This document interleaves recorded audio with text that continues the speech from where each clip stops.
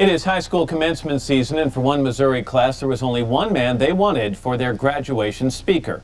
Here's NBC's Rahema Ellis. For 39-year-old George Smith, walking the hallways of this suburban St. Louis, Missouri high school will never be the same. When I first learned about it basically knocked me off my feet because I had never done anything like this before. I was very surprised. Surprised that on graduation day, all right, just hours after buffing the gymnasium floor, he was marching there in cap and gown. What's unusual is George Smith is the school's head janitor, chosen by the 32 seniors of the graduating class as their commencement speaker. Not because of the job he does, they say, but because of the man he is. He's been so much more than just a janitor.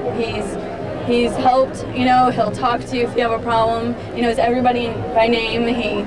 Every morning, how are you doing? And he's just such a wonderful person. George models what Fern Ridge is all about.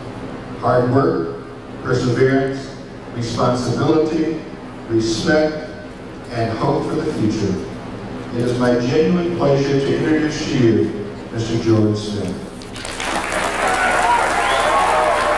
At 6'7", a towering figure, humble, proud, and as commencement speaker, nervous. First, I want to say that I am honored. Smith, a husband and father, passed on a thought from his 5-year-old and shared a message from his heart. Graduating seniors, Fern Ridge High School, I love you guys. It is your responsibility as young adults to maximize your fullest potential in a highly effective manner. For this class of 2001, the speech was a hit. A graduation day to remember for the senior class at Fern Ridge High and their janitor. For today, Rahema Ellis, NBC News, New York. And George Smith is with us this morning. Mr. Smith, good morning to you. Good morning, Matt. How are you? I'm great, thank you. Can you take me back a month or so ago when you first heard that the students had voted for you to be their commencement speaker? What emotions, what thoughts went through your mind?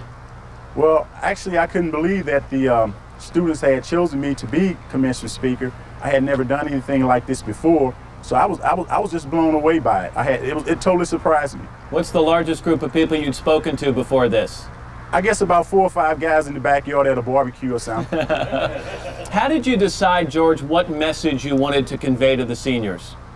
Well, actually, Matt, I did. I talked to a lot of people that I knew. I even talked to some students, or took a little bit from teachers, or basically whoever just would give me a little information. Take me through the day of graduation. How nervous were you?